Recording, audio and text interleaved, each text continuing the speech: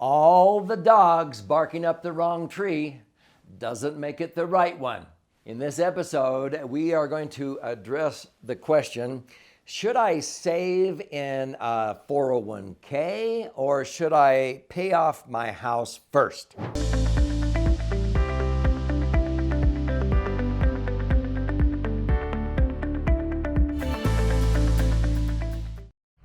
Hi, Doug Andrew here. I've been a financial strategist for more than 45 years. I wish I had a nickel for every time I've been asked that question, should I save in my 401k at work or in an IRA, or should I hurry and pay off my house first? And I look at them and I go, neither. And they go, what do you mean? Okay. So let me tell you why.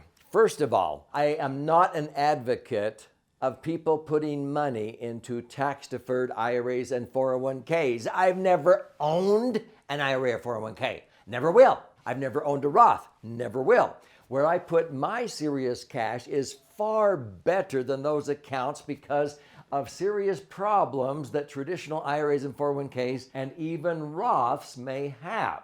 And so that's why I say I wouldn't put my money in there. Well, how about paying off my house then? No. If you really knew me, my house is paid off on my balance sheet. I have enough money in this right-hand pocket, so to speak, in very liquid safe places that any time with a phone call or an electronic funds transfer, I could pay off my house, but I physically don't pay it off. I have a mortgage, and many wealthy people have their properties mortgaged to the hilt, even though they have the cash to pay them off. And so people go, huh?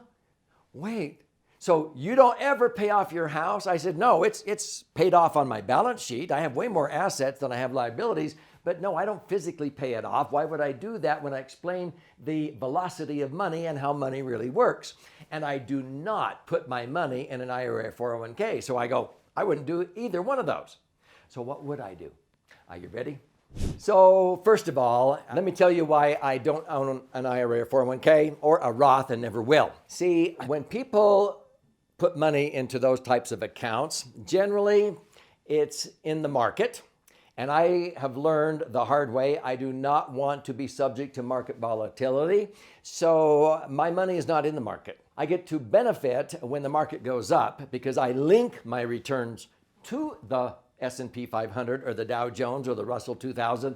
I link my returns to the market, but my money is not actually in the market. That's a strategy called indexing.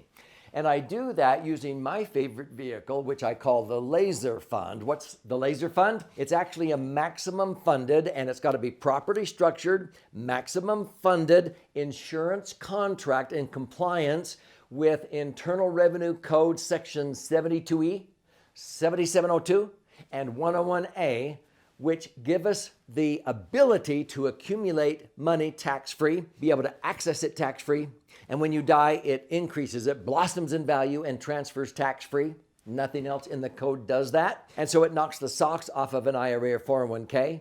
But guess what? It's where I have earned average returns of 10.07% for the last 25 years. Before indexing came around, I averaged 8.2%. But most IRAs and 401ks in the market, through the ups and the downs, Dalbar, who studies investor behavior, says the average investor in the market with IRAs and 401ks only earns 3.49%, 3.5%. That's why the financial services industry says that when you retire, you should only take out 4% a year because you will slowly deplete your nest egg, but hopefully not before your LE. LE is your life expectancy. That's pretty pathetic. To have $1 million only generate $40,000 a year of income, and you have to pay tax on the $40,000 because you deferred it. Even if you're only in a 25% tax bracket, that's $10,000 of the $40,000 goes out the window in tax. You're only netting 30, or are you? No, most money managers charge you 1% or more. On $1 million, that's 10 grand. So another 10,000 comes out in fees, and you pull out 40, you're only netting 20,000. Wouldn't you rather have $1 million nest egg where you can be earning 8% or 10% like I have. But if you only earned 8%, you pull out 80,000 and it's tax free. How much more is 80,000 than 20,000? It's 4 times as much. It's 400% more net spendable retirement income. And so that's why I use the laser fund. I will never put my money in an IRA or 401k. Why would I do that? They're inferior. Years ago, they may have been a good way, but they were a far cry from the best way. Now I think they're one of the poorest ways to set aside money, because pretty much people realize they're not going to be in a lower tax bracket. Roths are a step in the right direction, but Roths only have 2 advantages. You take after-tax money, it accumulates tax-free, and you take it out tax-free.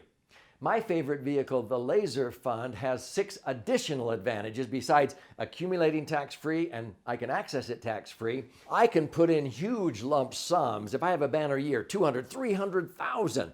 If 4 days later I need to pull out 250 of the 300,000 I just put in, I can do that. You can't do that with a Roth. So if you need money, you can access it. If I can put in 100,000 a year and I only put in 20, later on, I can make up for the 80,000 that I never put in there. You can't do that with the Roth. Once a year's gone by, you're done. You cannot make up for the room you had previously to contribute. But I can access money for any reason, no matter what age I am. I don't have to wait till I'm 59 and a half. But with indexing, I'm able to experience the upside of markets.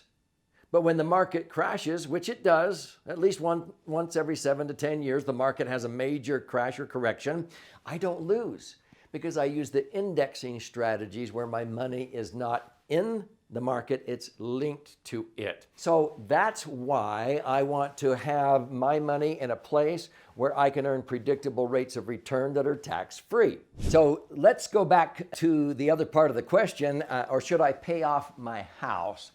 Now, a lot of people will not be able to grasp this, but I want you to think about it, because a lot of times people go down the highway of life trying to achieve financial independence with one foot on the gas pedal and the other foot is on the brake. So if you're putting money into tax-deferred IRAs or 401ks, thinking you'll be in a lower bracket when you retire, you're actually setting yourself up for failure because you have the other foot on the brake. You are killing your deductions. Most people pay off their house the wrong way, and so they kill the interest deduction. You don't have that anymore. The kids are gone, so you can't deduct them anymore. If they're not gone, you can't claim them as dependents. You're not contributing money to IRAs and 401ks. You've lost that deduction. If you're a business owner, you've lost those deductions. And Congress keeps raising taxes because they keep spending and doing bailouts and economic stimulus packages and so forth. And so people are going down the highway of life and they have the other foot on the brake.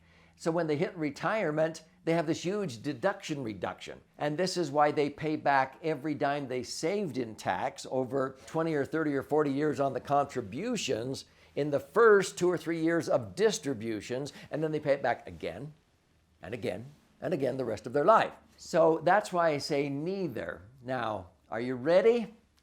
This may go over your head. I mentioned that my house is paid off on my balance sheet. If I have assets of this and I have a mortgage liability of this, and anytime I can, with a phone call, access money out of my laser fund, is where I put my serious cash here, and instantly pay off the mortgage liability here, I am out of debt, right? In other words, my assets far exceed my liabilities. But why wouldn't I do that? Because this is how money works. My mortgage, if I'm borrowing money at 4.5% interest, tax deductible. And if you do it right, it can be tax deductible. In a 33% tax bracket, it's not costing me 4.5%, it's only costing me 3%.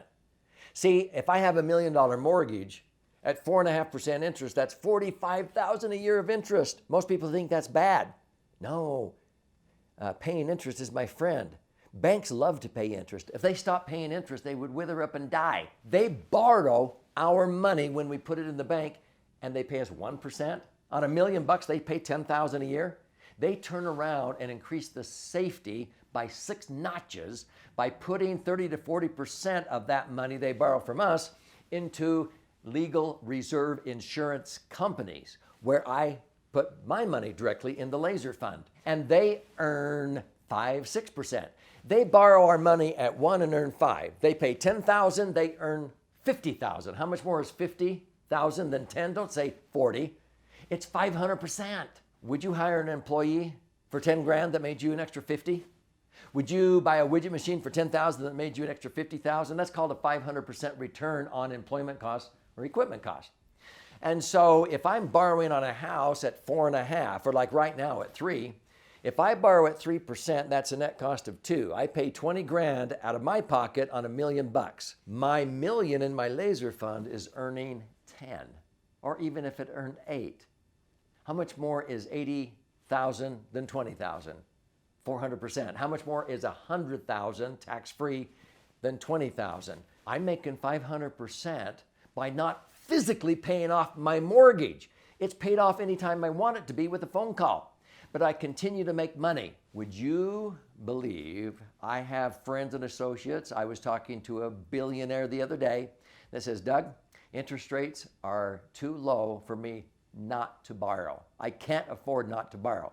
He is borrowing $400 million at 3% tax deductible interest because he knows where he can earn 8 to 10%. He knows he can make between 400 to 500% more than the cost of the money. So the answer to the question is, I would not pay off your house first. I would not put it into a 401k.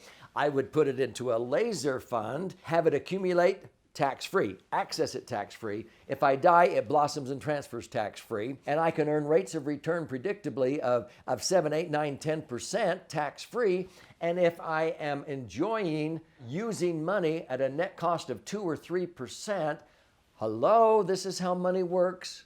If you can't figure this out, this is the parable of the talents in the Bible when you understand how money works.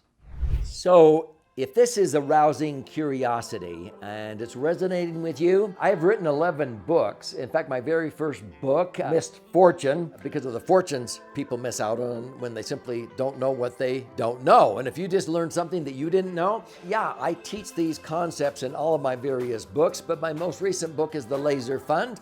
If you click on this episode, you'll be able to learn more about how the Laser Fund can help you. And you'll also get information on how you can learn more about the dynamics of money and how you can become your own banker and make money as predictably and actually more safely than the banks do.